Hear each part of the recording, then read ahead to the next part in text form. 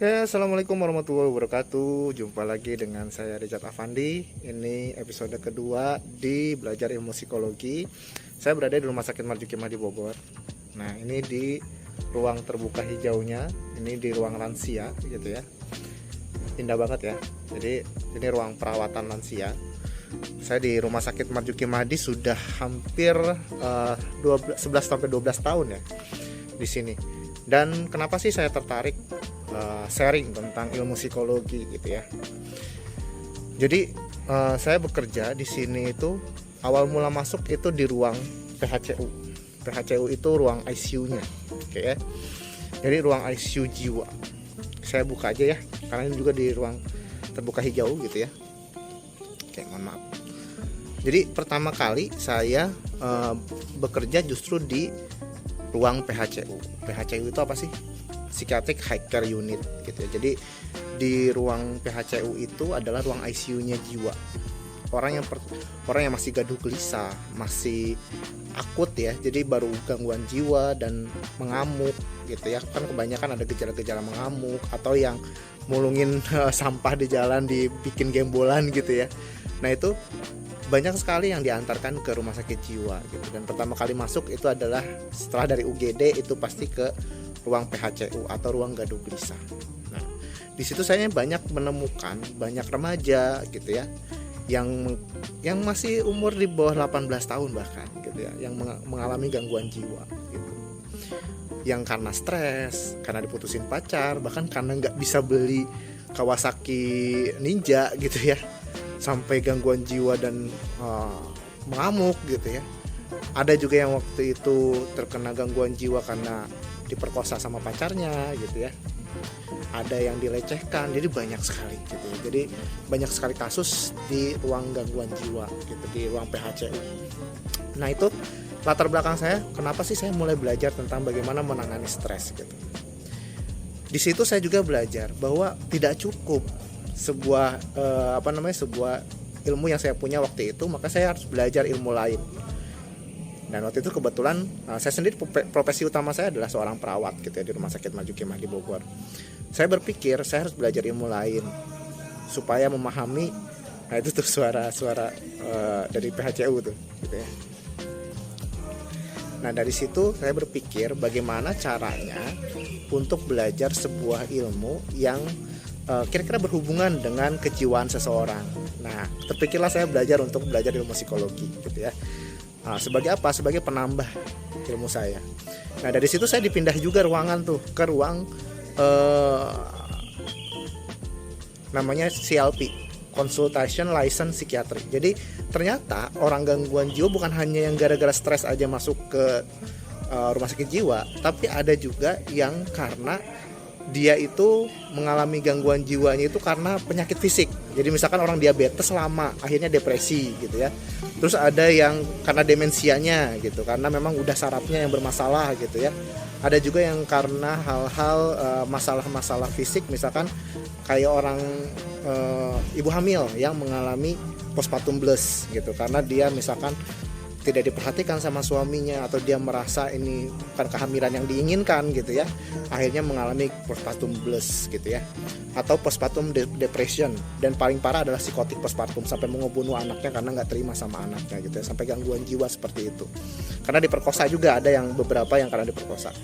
Nah, dari situ saya juga banyak belajar gitu ya, makanya saya juga ngajar di bidan juga gitu ya, karena di ruang CLP itu saya bertemu dengan 3 kasus kebidanan tadi gitu ya, ada yang postpartum blues, ada yang psikotik postpartum. Nah, dari situ banyak pembelajaran yang saya temukan dan akhirnya saya belajar lebih lanjut dari sana. Jadi saya belajar based on pengalaman gitu ya. Setelah itu di ruangan saya dipindah lagi ke ruangan penyakit dalam dan bedah. Di situ saya berhubungan dengan nyeri gitu, pasca operasi gitu. Di situ makanya saya banyak belajar hipnotis untuk nyeri itu di situ tuh gitu. Jadi kalau misalkan di pembelajaran saya juga banyak mengarahkan ke arah sana, ke hipnotik kebidanan gitu ya, keperawatan untuk mengatasi nyeri, itu juga saya bekalnya dari situ. Dan sekarang saya di ruang Saraswati, itu ruangan lansia gitu ya. Jadi ternyata gangguan jiwa itu bukan hanya dari anak-anak gitu sampai lansia gitu ya. Anak-anak juga banyak ternyata yang gangguan jiwa ya, yang mungkin belum saya sebutkan tadi. Jadi ada autis, ada mental retardasi gitu ya, yang sampai marah-marah, itu juga saya menghadapi di PHCU gitu. Nah dari situ saya belajar bahwa ternyata di luar sana nih ya, di luar sana gitu, banyak sekali rekan-rekan yang mungkin pengen tahu ilmunya, bagaimana cara mengatasi sebelum terjadi gangguan jiwa gitu ya, atau kalau misalkan sudah gangguan jiwa kira-kira gimana gitu. Nah saya sendiri saat ini sedang melanjutkan lagi studi di magister psikologi profesi untuk klinis gitu. Jadi belajar bagaimana mengatasi masalah-masalah psikologis gitu. Walaupun kalau kita belajar psikologi ada banyak ya jurusannya, ada industri PIO gitu ya untuk melihat talent seseorang gitu, ini kecocokan di dalam pekerjaan dan lain-lain gitu ya. Dan sebagai HRD gitu itu kalau di PIO gitu ya, industri organisasi gitu. Jadi bagaimana manajemen yang baik, bagaimana mengatur karyawan dan lain-lain secara psikologis gitu, itu di psikologi industri gitu. Lalu ada juga psikologi pendidikan gitu ya. Walaupun magister saya sebelum ini adalah pendidikan gitu, jadi saya juga sempat banyak belajar tentang bagaimana menjadi seorang guru yang baik gitu ya, bagaimana mengatasi masalah-masalah psikologis murid dan lain-lain gitu. Itu di pendidikan tuh kita belajar bagaimana melihat talent potensi yang ada di murid kita, itu juga bisa gitu. Dan kebetulan saya grafolog, nanti teman-teman juga bisa belajar tentang karakter lewat grafologi gitu ya. Dan ini adalah klinis gitu. Nah di klinis ini banyak pembelajaran yang luar biasa gitu, yang saya ingin bagikan ke teman-teman, yang saya yakin teman-teman mungkin karena satu dan lain hal pengen belajar ilmu psikologi tapi bingung harus belajar di mana. Di YouTube itu kadang-kadang nggak tahu, nggak valid gitu ya. Kalau ini kan kebetulan saya memang jurusannya di psikologi dan 10 sampai 12 tahun saya di ruang jiwa gitu ya, ruang perawatan jiwa. Jadi saya berinteraksi dengan orang yang gangguan jiwanya langsung gitu. Sedangkan di klinik pun saya berhubungan dengan orang yang dari normal sampai yang mau gangguan jiwa gitu. Jadi banyak hal yang bisa saya sharing. Nah, selama 30 hari ke depan, teman-teman saya akan banyak sharing di grup belajar ilmu psikologi. Jadi teman-teman tetap masuk di grup itu, saya akan banyak sharing tentang bagaimana mengatasi stres gitu ya. Bagaimana mengatasi hal-hal yang membuat kita trauma, ada luka batin gitu ya. Yang kadang-kadang bukan kita tahu, yang kita lakukan itu bukan karena kita sendiri gitu. Kadang-kadang karena kebahagiaan kita ditaruh di orang lain, akhirnya kitanya orang lain yang nggak bahagia, kita juga nggak bahagia gitu. Nah hal-hal seperti itu akan kita pelajarin di belajar ilmu psikologi. Jadi di belajar ilmu psikologi ini nanti ke depannya gitu saya akan banyak sharing tentang pengalaman-pengalaman saya juga di rumah sakit jiwa gitu, dan di konteks klinik ya, di konteks klinik hipnoterapi yang saya miliki gitu ya. Jadi nanti teman-teman akan banyak belajar bagaimana mengatasi hal-hal tersebut. Dan saya juga akan sharing tentang luar biasanya sugesti. Ini yang pertama kali justru saya belum masuk psikologi adalah belajar hipnosis dulu gitu ya. Hipnosis itu belajar tentang sugesti. Nah, ternyata banyak hal yang berpengaruh. Bahkan saya sempat hampir down gitu ya, kalau sugestinya nggak tepat gitu. Hidup kita itu dimulai dari mindsetnya dulu. Ketika kita mindsetnya tepat, maka kita pun akan punya niat yang baik, berperilaku yang baik. Jadi dimulai dari pikiran kita dulu. Nah, sama seperti yang tadi saya bilang, hampir banyak sekali orang yang mengalami stres, gangguan jiwa. Itu dimulai dari mana? Dari sininya dulu, dari mindsetnya. Dia merasa tidak berdaya, dia merasa tidak bisa apa-apa, dia melemahkan dirinya, menganggap dirinya bodoh, menganggap dirinya miskin, menganggap dirinya nggak bisa gitu. Yang akhirnya apa? Putus asa dan dia mengambil jalan yang salah gitu. Bahkan dia pikirin sendiri, menyendiri, murung, akhirnya mulai muncul halusinasi, akhirnya masuk ke rumah sakit jiwa. Jadi mulailah hari dengan sugesti-sugesti yang positif gitu. Nah, bagaimana caranya memasukkan sugesti yang positif? Kita bisa mulai di pagi hari seperti saat ini nih. Saya lagi di pagi hari ini. Kita mulai bersyukur apa yang kita sudah miliki, kelengkapan badan kita, kehidupan kita gitu ya. Dan alhamdulillah masih bisa diberikan nafas, diberikan detak jantung. Alhamdulillah masih bisa berusaha, masih bisa makan gitu ya. Sambil kita berikan sugesti dalam pikiran kita bahwa kita bahagia. Kita akan membahagiakan banyak orang gitu ya. Dan ini adalah memulai hari dengan baik gitu. Jadi niatkan dari mulai sugesti yang awal kita memulai hari, kita sudah menyatakan ke diri kita, memberikan afirmasi saya memilih hari ini untuk bahagia. Sehingga nggak ada tuh pilihan marahnya gitu ya, pilihan sedihnya, karena hari ini dimulai dengan bahagia. Nah itu akan kita banyak pelajari, banyak kupas tuntas gitu ya di dalam belajar ilmu psikologi ke depan gitu. Nanti kita akan belajar ilmu hipnosis, bagaimana hipnotis diri, menghipnotis orang lain, dan teman-teman juga akan banyak sharing. Saya akan banyak sharing tentang bagaimana belajar ilmu psikologi gitu ya, apa aja yang dipelajarin di dalam ilmu psikologi gitu ya, terutama kalau konsep ini adalah konsep klinis yang saya kuasai gitu ya.